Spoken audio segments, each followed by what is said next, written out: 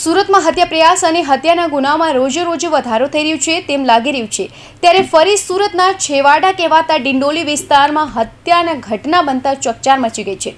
ડિંડોલીમાં પુત્રના મિત્રએ જ ચપ્પુ વડે હુમલો કરી હત્યા નિપજાવી હતી। હાલ પોલીસે 4માંથી 2 હત્યારોને ઝડપી પાડ્યા છે। સુરતમાં અસામાજિક તત્વોનો આતંક રોજે રોજે વધી રહ્યો છે તેમ લાગી રહ્યું છે કારણ કે નજીવી બાબતે પણ હત્યાની ઘટનાઓને અસામાજિક તત્વો અંજામ આપી રહ્યા છે। ત્યારે ડિંડોલીમાં પુત્રના મિત્રએ જો આધેડની હત્યા કરી હોવાનું સામે આવ્યું છે। વાત એમ છે કે નવાગામ ડિંડોલી ખાતે સબ્જી માર્કેટ વિસ્તારમાં અંબિકા સોસાયટીમાં રહેતા રામ બચ્ચન મૌર્ય અને તેના પુત્ર અભિષેક મૌર્ય પર જીવલેણ હુમલો કરાયો હતો, જેમાં રામ બચ્ચન મૌર્યની ટૂંકી સારવાર બાદ મોત નીપજ્યું હતું। તો પોલીસને ઘટનાની જાણ થતાં જે ઘટનાસ્થળે દોડી ગઈ હતી અને તપાસ કરતા મૃતક રામ બચ્ચન મૌર્યના પુત્ર અભિષેકના મિત્ર કુંદન ચૌધરી છોટુ ઉર્ફ રાજા સાહુ સહિત 4 હુમલો કર્યા હોવાનું સામે આવ્યું હતું। તો રામ બચ્ચને 2 દિવસ પહેલા પુત્ર અભિષેકને કુંદન અને છોટુ સહિત નાઓથી દૂર રહેવા કહ્યું હોય અને તેને લઈને કુંદનને પણ રામ બચ્ચનને ઠપકો આપતા હુમલો કર્યો હોવાનું પોલીસે જણાવ્યું હતું। તો હુમલામાં રામ બચ્ચન મૌર્યનું મોત નીપજ્યું હતું, જ્યારે અભિષેકને ઈજાઓ થતાં હોસ્પિટલે ખસેડાયો હતો।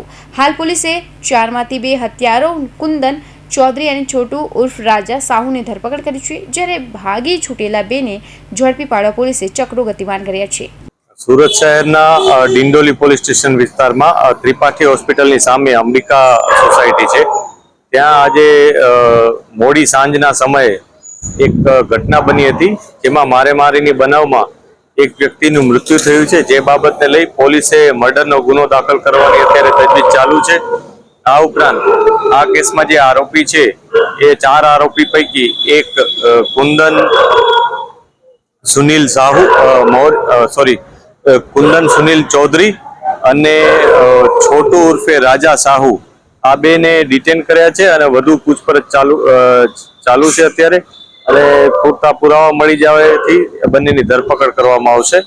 આ ઉપરાંત જે ભોગ બનનાર છે એનું નામ રામ બચ્ચન છે અને એના જે છોકરો છે અભિષેક રામ બચ્ચન મૌર્ય, આ બંને ભોગ બનનાર તરીકે છે। અભિષેકને પણ કેટલીક ઈજાઓ થઈ છે। અત્યારે તીક્ષ્ણ હથિયારના ઘા વડે એ લોકોને ઉપર એટેક થયા હોવાની જાણકારી પોલીસને મળી છે।